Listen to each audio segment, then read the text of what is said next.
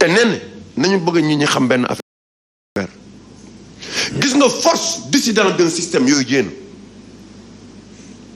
nañu xam loolu tey être dans un système pendant des années nga xëy suba génn fragiliser système bi dem ñi ñu ànd ak yow yooyu génn ça n'existe plus. Autant c'était avec Djiboka, autant avec Moustapha Niasse, autant aujourd'hui avec Idriss Seck, demain aujourd'hui c'est avec Macky Sall. Aujourd'hui il est devenu président. Quelqu'un ko fi débat tu seras comme Mimi Touré. Elle n'a même pas 4 voix.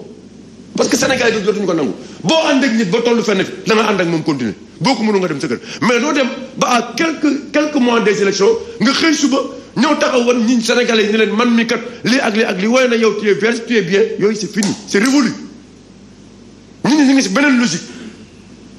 Mais il dit très franchement tey jii Sénégalais perception bi ñu am. oui dans leur grande majorité mooy il est au safak 8 heures de sa vie politique.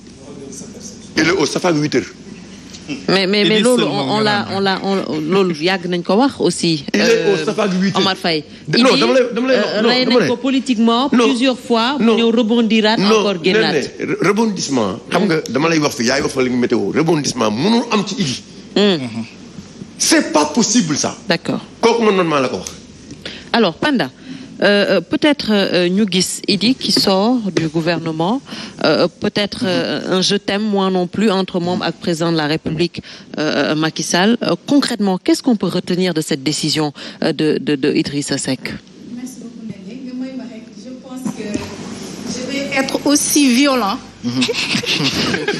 Parce que vous pensez que ñoom ils ont été violents. Non, dama indi jàmm. Mais je pense que je vais devoir être beaucoup plus violente. Non. Que ces gens-là, parce que les mots sont assez forts quand même. Je vais commencer par le président Bougane Gueye que je salue au passage di ko respecter par rapport ak statut bi nga xam ne am na ko en tant qu'homme d'affaires. Mais en tant que homme politique, moom il a un problème déjà pour que les Sénégalais le prennent au sérieux. Je pense que moom d'abord chantier boobu la war a résoudre. Pourquoi le président Bougane Gueye Dany en tant qu'homme politique il n'est pas pris au sérieux na góorgóorlu pour mën a jàll parrainage d'abord pour mën a juger le président Idrissa Seck en disant qu'il a un problème moral avec les Sénégalais. Le président Idrissa Seck musul laaj Sénégalais yi loo xamante ni joxuñu ko déjà. Donc moom na régler problème boobu ba pare donc juger le président Idrissa Seck. Mais Penda, est-ce qu'il s'agit de jugement aujourd'hui? C'est des jugements. Ci Idrissa Seck. Parce que aujourd'hui, oui, attendez, je vous explique. Aujourd'hui, quand Idrissa Seck sort pour dire que moom mooy di réclamer statut chef de l'opposition, statut chef de l'opposition boo xamante ne ni peut-être suñu papa Doudou Wade dinañu ko wax di ñu ko répéter encore, on ne peut pas encore parler de statut de chef de l'opposition. Et autre part, lui qui n'existe pas. Et autre beneen yoon chef de l'opposition, qu'est-ce que ça nous rapporte aujourd'hui? Dinaa ci ñëw ci question yooyu yëpp. Donc je pense que le président Bougane Gueye Dany. Donc est-ce que c'est important de s'attaquer sur les personnes? Peut-être ci idées yi. Non, je suis sur les idées. Je suis pas sur les jugements de valeur. ñun jareewuñu noonu, formaté wuñu noonu, yareewuñu noonu, jànguñu loolu sax. Donc nous allons parler sur les principes. Encore j'y reviens. Oui. Donc le président Bougane, je pense qu'il doit résoudre déjà son problème avec les Sénégalais pour qu'ils le prennent au sérieux d'abord. Parce qu'un homme politique, avant de peser dans ce pays-là, il faut que nit ñi jël la au sérieux. Bu ñu la jàppee benn comédien boo xamante ni loo wax mu nekk comédie ci seen kanamu Sénégalais yi. Beneen bi mooy, certains me parlent de trahison. Mais le président Idrissa Seck a été le premier à soutenir le président Khalifa Sall. En 2014, mu nekk prison ñu jiital ko suñu tête de liste. 2014. 2014, on était avec vous. Où ça? Abba ñun dañ leen a soutenir. Déjà. Élection locale ci biñ leen tuumaale. yaa ngi jaxase de. Non. Demee c'est local. Local yi kan moo trahir pour que Thierno Bocoum du nekk premier adjoint au maire. Kan moo trahir bu dee on parle de trahison kan moo trahir kan pour que Thierno Bocoum président du mouvement Agir pour nekkul premier adjoint au maire de la ville de Dakar. Non, au contraire. Boo paree nga fouiller 2014. Vous me laissez terminer. Non, parce que vous avez parlé de trahison. Vous aurez l'occasion. Thierno dañ ko fekk Thiès une base ñu indi ko parcelle pour mu nekk premier adjoint Moussa Sy à la commune d'arrondissement de Parcelles. Qui a trahi qui? loolu moo non il n'était même pas premier adjoint. C'est une question de trahison. Non, parce que vous avez utilisé les mots aussi forts. Moi j'ai utilisé les mots aussi forts. Dans ce cas, il faut dire la vérité des faits. ñun la parti Rewmi. Thierno Bocoum au contraire dañ ko oo pour sonal ko Parcelles mu ñëw muy jaay rek ba il a perdu Parcelles. man dama la déglu calmement parce que c'est Moussa Sy le maire des Parcelles. j'étais témoin des faits. Ah non kon yaa ngi jum. J'étais témoin des faits jaxasewuma defuma amalgame dama ne on parle de trahison. On peut en dire autant sur Khalifa Sall 2014. Mais dafa dem rejoindre Benno Bokk Yaakaar après. Qui ça? Le président Khalifa Sall. 2014. Avant 2014 dafa dem rejoindre Benno après mu am ak problème ak Tanor qui a trahi qui par rapport ak Tanor ak moom. C'est la mouvance de 2012 aussi. Mais est-ce qu'on est Ça, c'est la man mouvance de ngeen 2012. doon wax dama leen doon déglu. D'accord, ok. Donc vous me laissez terminer. Il faut aussi wax ngeen trahison.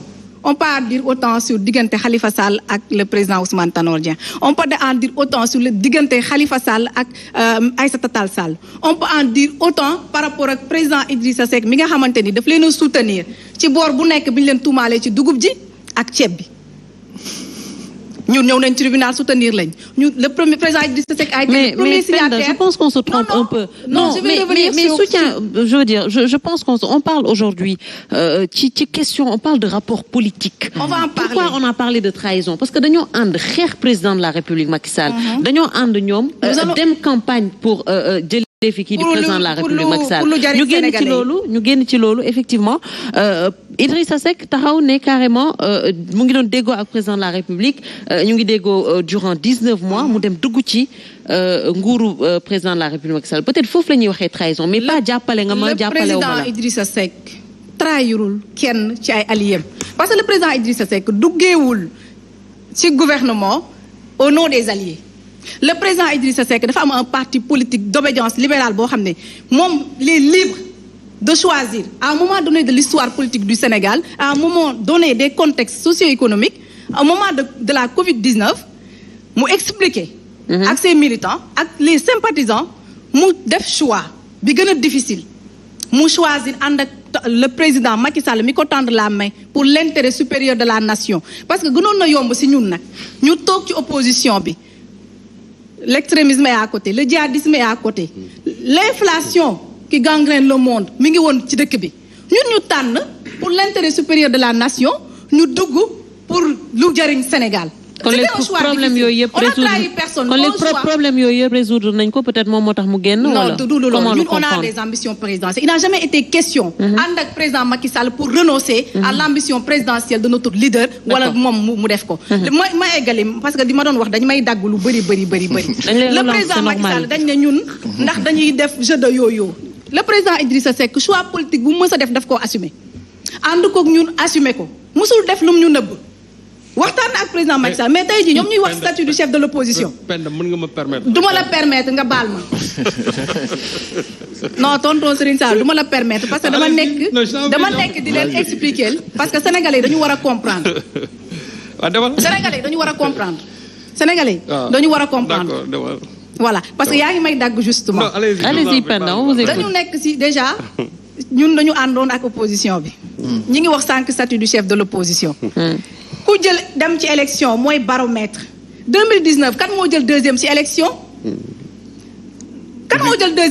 bi mu ko jëlee ñu indi ci débat dialogue toujours ñu indi statut du chef de l'opposition ñu dem dialoguer parce que on avait à choisir entre ñu wàcc ci dëkk bi taal ko le président Idrissa Seck tànnul boobu daf ne ni contentieux ni violence ñu ànd ak ñun nga xam ne ñun jeunes yi dañu bëggoon raser li fi des xëy na mais n'a jamais été d'accord parce que nee na du marcher sur des cadavres pour egg ci palais bokkul ak ñeneen ñi nga xamante dañ naan nañ raser li fi des pour toog fi bi ñu defee loolu ñii nii waa PDS ñoom ñoo njëkk a wax ne l'opposition doit être l'opposition parlementaire ñun ñi ñu àndaloon yéene wuñu statut du chef de l'opposition bi parce que foog nañ ne boobu ñu ngi wax waxu 3 milliards yu ciy aju parce qu'on devait consacrer le statut du chef de l'opposition ñoom ñu ne dañoo ànd ak ñun sincèrement te yéene wuñu sax ñu nangul ñu pas yéene sax parce que c'est un acquis boo xam ne sénégalais ñoo ñu ko jox c'est vrai mais nanguluñ ñu ko sax ñooñu tey ñoo toog fii di wax ne ñun dañuy jouer parce que ñu doon dialoguer kan ak kan la woon mais tous les candidats yi génnoon ci élection yooyu dañoo dialoguer on était d'accord sur les 25 points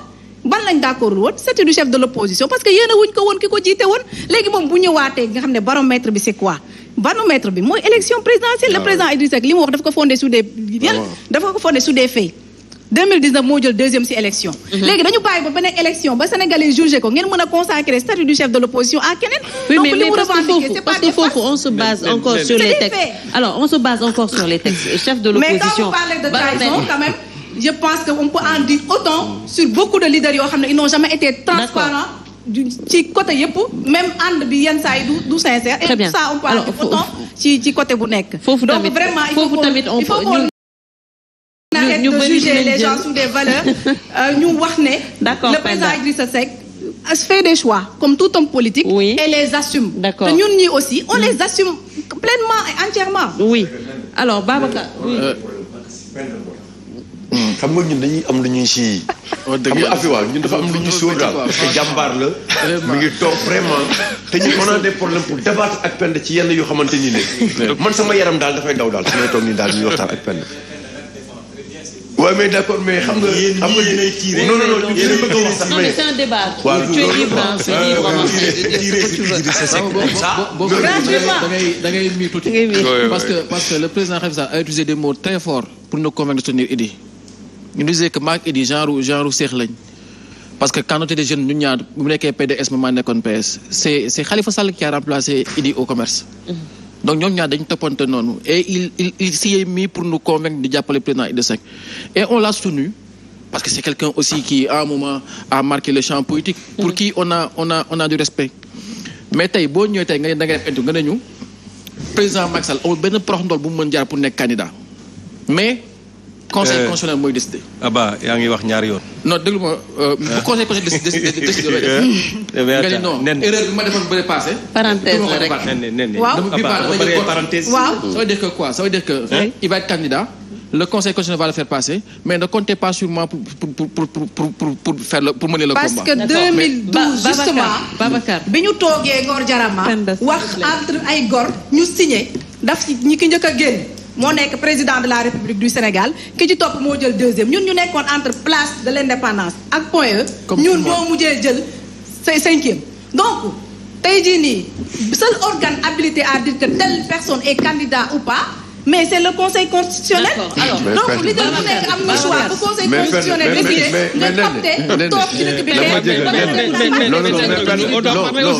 mais Penda yaa ngi wax nag jàmbaar nga mais Penda Rufisque lañ taxaw meeting Idy ne am na benn tóob bu wër réew mi di campagne maytu leen ko xam nga kan la woon Macky Sall man de loolu dégguma ko man maa la ko wax man yëguma ko moom mënoo ko yëg parce que dama la tëngëj lañ nekk avant je rappelle suñu meeting premier meeting c'était à Rufisque jardin public tous les leaders étaient là mu cité leen ñoom ñëpp ne leen am na nag kenn ko xamante ne mi ngi wër réew mi di campagne mooy toobu Ablaye Wade maytu leen ko bu leen ànd ak moom ça c'est une campagne électorale n'est-ce pas kooku tey moom la àndal ni d'accord Babacar est-ce que loolu mooy reniement loolu mooy nen est-ce que réellement c'est un péché jël une option politique dem jàppale ji le pouvoir c'est un péché eux à Yewwi Askan Wi qu'est-ce qu'ils font ils ont accepté la candidature plurielle donc dañuy dire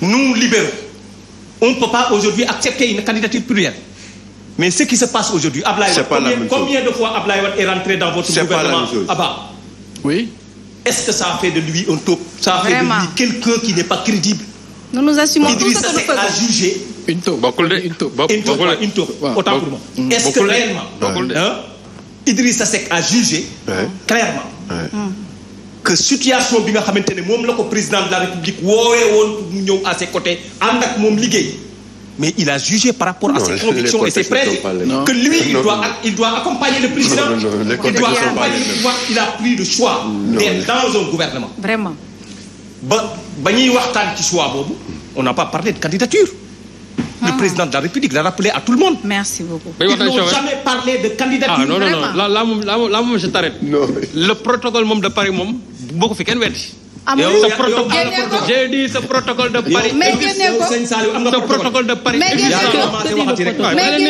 yaa ngi commencé waxati rek. li ngay wax ni amoo ci benn preuve. li ngay wax ni ay waxi commentaire donc nen de Fatou nen comment pouvez-vous imaginer parce que Idrissa Seck est allé répondre à l'appel du président de la République que Paria. Et maintenant on n'a pas dit que Paria. On n'a pas dit que Paria. On l'a pas dit. On n'a pas dit que Paria. Il a l'illusion d'un anti-système. Aujourd'hui, c'est lui qui est complètement dans le système. Est-ce que ça fait... Est-ce que Ken du ci indigné wu? Et Idrissa Seck qui accepte d'aller travailler avec le président de la République au moment venu, il prend ses responsabilités pour dire que moi je continue mon ambition d'être président de la République. Je sors du gouvernement. Abdoulaye Wade, vous n'avez pas fait. Idrissa Seck n'est pas sorti. Idrissa Seck n'est pas sorti. Non, attention, il y avait des Idrissa Seck n'est pas sorti. Même dialogue ak léegi. Il y avait des moments où lan nga jàppee négociation dialogue xanaa du benn. Idrissa Seck n'est pas sorti. À négocier avec le président Abdoulaye Idrissa Seck pour qu'il rejoigne le gouvernement. Puisqu'il y avait des tensions dans ce pays. Absolument. Il y avait c'est avec la Covid. Bien sûr. C'est avec la Covid. C'est avec la Covid-19. C'est avec la Covid. Le président de la République a demandé à tout le monde. Nous avons accepté. Ils ont discuté pendant 19 mois. C'est vous qui l'avez dit. Vous avez dit qu'ils ont discuté pendant 19 mois. Ils ont discuté de quoi? De l'intérêt supérieur de la nation. Vous n'avez pas mis en place un gouvernement d'union nationale donc.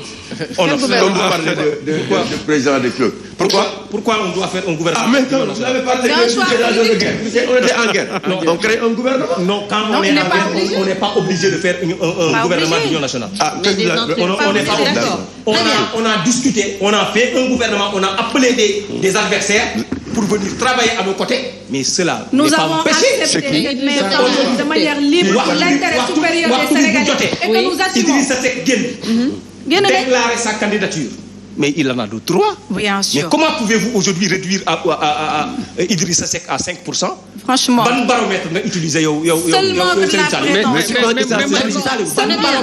c'est logique, c'est que Macky Sall a fait, c'est logique. C'est que Idrissa Seck a fait, c'est logique.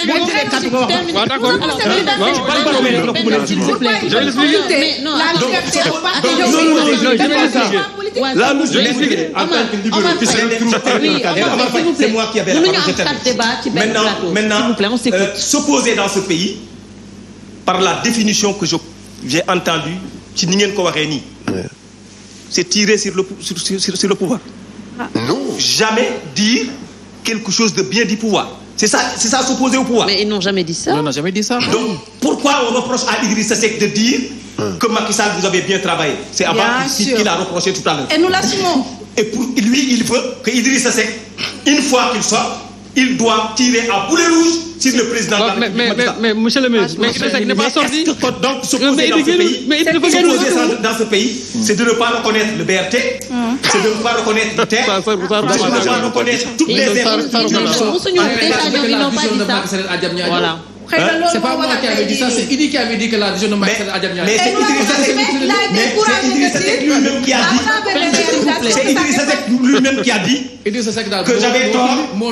Et ça, c'est de la grandeur. Très bien. C'est de la grandeur. Très bien. Ah oui. Très bien. C'est une salle. Mais on reprocher. Idrissa Seck sort de Macky Sall. Mais vous ne pouvez pas parler en même temps. Vous ne pouvez pas parler en même temps. On vous donne l'occasion. Oui, je parle à tonton Omar.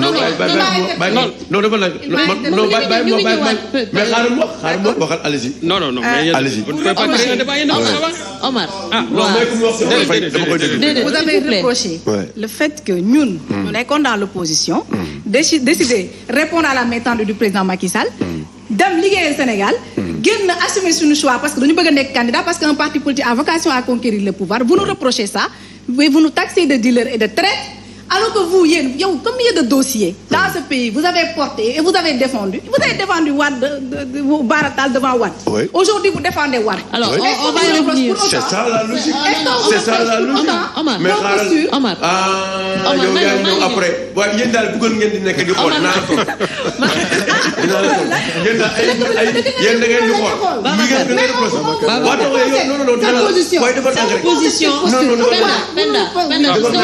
je serai obligé de couper votre micro s'il vous plaît dañuy dégloon également ñeneen ñi ci débat bi la ñu bokk su ngeen amaatee tour de parole vous allez parler s'il vous plaît hein un peu d'élégance alors Babacar ñu ñëwaat encore si ce qui s'est passé peut-être ñu ngi doon laajte représentation et de seen leader def benn TikTok la je pense